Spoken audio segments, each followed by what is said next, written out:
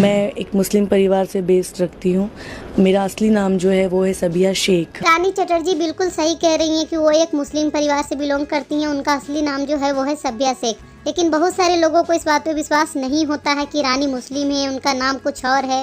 लोग बस इतना जानते हैं कि रानी चटर्जी जो है वो है बंगाली और वो हिंदू परिवार से बिलोंग करती हैं। लोग इसी बात पे अभी भी विश्वास करते हैं, लेकिन ऐसा नहीं है। और लोग क्यों नहीं इस बात पे विश्वास करते हैं कि रानी मुस्लिम है, ये बात आप रानी के मुँह से खुद ही सुन लीजिए। लोगों ने मुझे नमाज पढ़ते हुए शायद ही देखा होगा, पूजा करते हुए ज्यादातर लोग मुझे पूजा कैसे होता है, छठ कैसे होता है, छठ की बारीकियाँ क्या हैं। बस इसीलिए लोगों को विश्वास नहीं होता है कि रानी एक मुस्लिम परिवार से बिलोंग करती हैं। बिल्कुल सही कह रही हैं रानी चटर्जी की नमाज पढ़ते लोगों ने उन्हें देखा भी होगा या नहीं देखा होगा, पर उन्हें हिंदू की जो भी रीति रिवाज पूजा पाठ है वो सब करती है, रियल में भी करती हैं।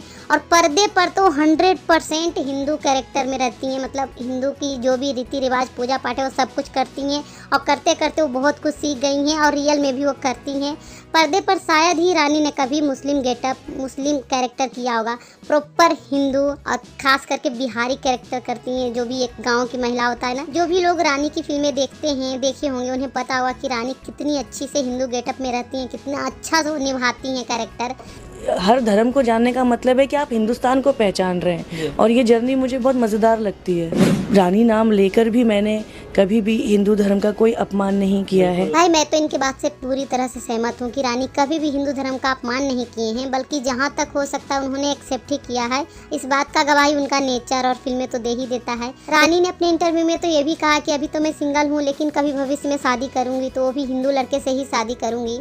तो वैसे आप सबका क्या कहना है इनके इस सोच पर कमेंट में कहिएगा। Thank you for watching.